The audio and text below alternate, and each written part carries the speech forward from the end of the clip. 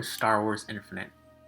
In today's podcast, I'm going to talk about whether I think Mace Windu was justified in wanting to kill Palpatine in the Revenge of the Sith.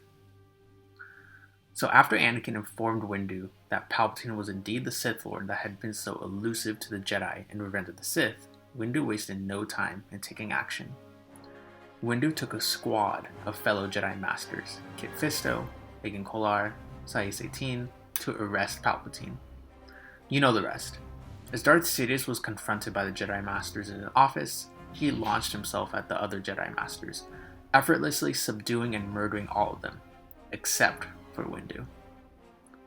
After some time in the duel, which was described in the novelization as so fast and relentless that their forms could barely be seen with the naked eye, Windu disabled Palpatine from his saber with a kick to the chest and had him cornered. Even after such a duel, I will admit, Windu showed incredible restraint by first telling Sidious that he was under arrest. Now, this is where I think things get interesting, especially from a philosophical level. So, Sidious then appealed to Anakin, who was now in the room, by telling him that this was exactly what he expected, that the Jedi were committing treason and taking over. Then, Sidious unleashed one of his most devastating abilities, Force Lightning, onto Windu.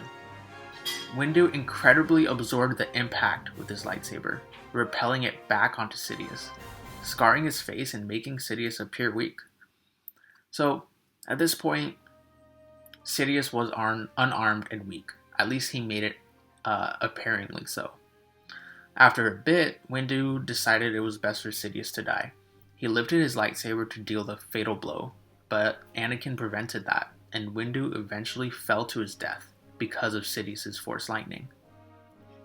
So, based on the Jedi Code, when Windu noticed Sidious was unarmed and weak, he really should have listened to Anakin by letting him live to stand trial. Despite his true identity, he was the democratically elected Chancellor of the Republic. But Windu's dark side got the best of him. There's no other way to put it. From a utilitarian perspective, actions are right if they are useful or for the benefit of the majority.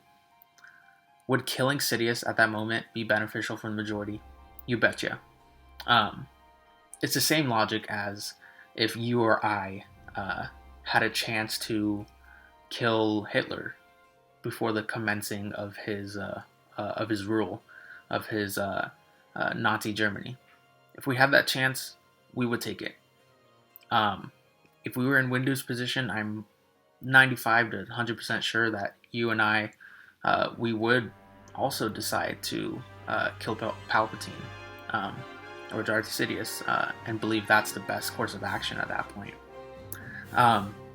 But as much as I dream, I am not a Jedi, nor do I live by the Jedi Code. So, some people say that if Windu decided to let Sidious live, Sidious would have attempted to kill Mace anyway. So that may be true. Probably is true. But I really think Anakin would have helped Windu subdue Sidious at that point. Let's remember, Anakin was the one who recommended to Windu that he should let Sidious live. And like I said, if Sidious still decided to want to kill Mace even after being spared, I really think Anakin would have snapped out of it, if you will. And I really think Anakin might have fully realized that Sidious was a horrifyingly manipulative person at that point. Also, Mace's decision to storm the Chancellor's office with 3 other Jedi Masters was a really, really poor strategy. Even Yoda in the novelization thought it wasn't the smartest idea. Think about it. Even if Windu let Sidious live, the people and the Senate would see a scarred version of their leader. And the fact that 4 Jedi Masters stormed his office is a horrible, horrible, horrible look for the Jedi Order. To cap this episode off, I want to highlight the comments of Reddit user Joey Esposito.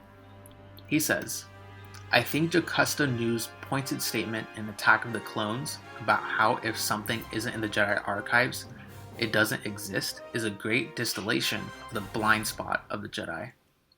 They are basically religious zealots that can't see anything other than their way being right. In our world, Windu made the right decision for the good of the majority, to kill Darth Sidious. But based on what the Jedi were supposed to be, Windu's decision was wrong. It was unjustifiable. For all the hate, criticisms that Windu gave Anakin during his time in the Jedi Temple, Windu ultimately let himself fall victim to his dark side emotions at a very crucial and pivotal moment for the galaxy. It was hypocritical. I don't think there's any way to deny that. But at the same time, it wasn't surprising because of what the Jedi had become at that point. Thank you all for listening. Your support means a lot to me, and be sure to tune in next Friday for another Star Wars Infinite podcast.